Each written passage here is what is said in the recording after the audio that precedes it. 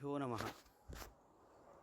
ಸತ್ಯವನ್ನು ಮಾತನಾಡಬೇಕು, ಅಸತ್ಯವನ್ನು ಮಾತನಾಡಬಾರದು ಅಂತ ನಾವು ಕೇಳ್ತಾ ಇರ್ತೇವೆ.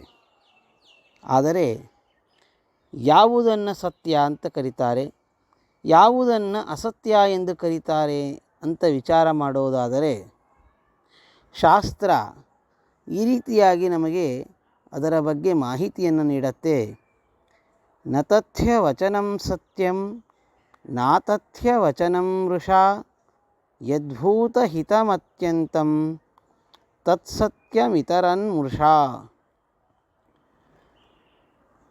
ನಿಜವನ್ನು ಹೇಳೋದೇ ಸತ್ಯವನ್ನು ಮಾತನಾಡಿದಂತೆ ಅಲ್ಲ. ಸುಳ್ಳನ್ನು ಮಾತನಾಡಿದ ಮಾತ್ರಕ್ಕೆ ಅಸತ್ಯವನ್ನು ಮಾತನಾಡಿದಂತೆ ಅಲ್ಲ. ಜೀವರಾಶಿಗಳಿಗೆ ಹಿತವನ್ನು ಉಂಟು ಮಾಡುವಂತಹ ವಚನಗಳು ಸತ್ಯವಚನಗಳು ಅಂತ ಕರೆಸಿಕೊಳ್ಳಲ್ಪಡುತ್ತೆ. ಜೀವರಾಶಿಗಳಿಗೆ ಹಿತವನ್ನು ಉಂಟು ಮಾಡದೇ ಇರುವಂತಹ